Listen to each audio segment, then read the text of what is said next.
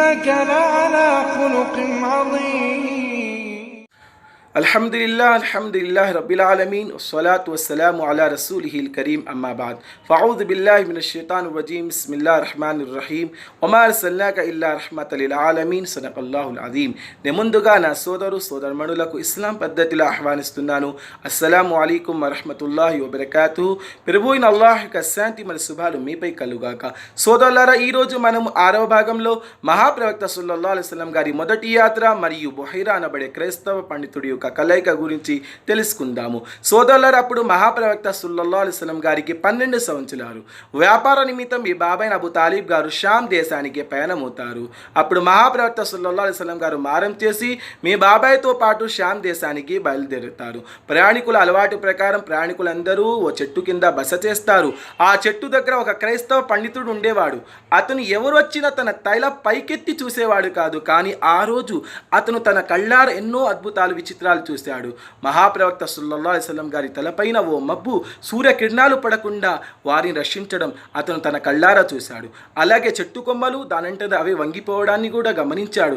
ఇవన్నీ గమనించిన అతను ప్రయాణికులందరినీ తమ ఇంటికి భోజనానికి ఆహ్వానించాడు. ప్రయాణికులందరూ భోజనానికి బయలుదేరుతారు.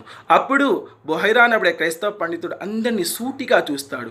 కానీ ఏ అద్భుతాలు విచిత్రాలు అయితే అతనికి ముందు కనిపించాయో ఆ అద్భుతాలు మరి విచిత్రాలు ఇప్పుడు అతనికి కనిపించకుండా ఉంటాయి. అప్పుడు అతను అందరినీ ప్రశ్నిస్తాడు, ఎవరైనా మిగిలారా అని. ముందు జవాబు వస్తుంది, ఎవరు అందరూ వచ్చేసారు.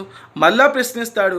అప్పుడు జవాబు దొరుకుతుంది, ఒక చిన్న పిల్లోడు ఉన్నాడు, అతన్ని మనము సామాల దగ్గర వచ్చి ఉంచాము.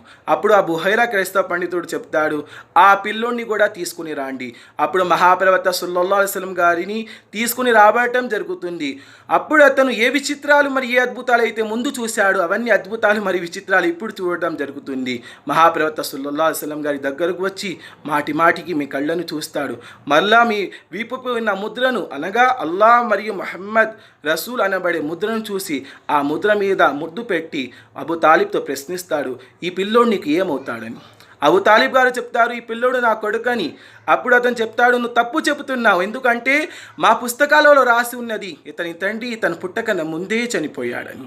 ఇలా క్రైస్తవ పండితులు మహాప్రవక్త సల్లల్లాహు అలైహి వసల్లం గురించి ఎంతో బాగా తెలిసి ఉండేది. కానీ ఇప్పుడు వారందరూ మహాప్రవక్త సల్లల్లాహు అలైహి వసల్లం గారి గురించి దాచివేశారు. మరియు వారి పుస్తకాలలో ఒక చిట్ట చివరి ప్రవక్త, ఆయన పేరు ముహమ్మద్ అని వారి పుస్తకాలలో రాసి ఉన్నది. కానీ వారు దానిని దాచివేశారు. మహాప్రవక్త సల్లల్లాహు అలైహి వసల్లం గారి గురించి అప్పుడు ఆ బుహైరా పండితుడు అబూ తాలిబ్తో తెలియజేస్తాడు, ఈ పిల్లోడిని ముందుకు తీసుకుని వెళ్ళకు, ఈ పిల్లోడిని దారి మధ్యలోనే మళ్ళా హిజాజ్కి తీసుకుని వెళ్ళిపో, ఎందుకంటే యూదులు ఈ పిల్లోడి యొక్క శత్రుత్వంలో ఈ పిల్లోని ఏవైనా ప్రాణ నష్టం కలిగించవచ్చు. ఇలా మహాప్రవక్త సల్లల్లాహు అలైహి వసల్లం గారు తిరిగి మళ్ళా హిజాజ్కి వెళ్ళిపోతారు. సోదరులారా, ఇంతటితో మా యొక్క 6వ భాగం సమాప్తమైంది. వచ్చే 7వ భాగంలో మనం మహాప్రవక్త సల్లల్లాహు అలైహి వసల్లం గారి గర్వదగ్గ యవ్వనం గురించి మరియు మహాప్రవక్త సల్లల్లాహు అలైహి వసల్లం గారు చేసినటువంటి సమాజ సేవ గురించి క్లుప్తంగా తెలుసుకుందాము. అస్సలాము అలైకుం వరహ్మతుల్లాహి వబరకాతుహు. సుబ్హానల్లాహ్ వల్హమ్దులిల్లాహ్.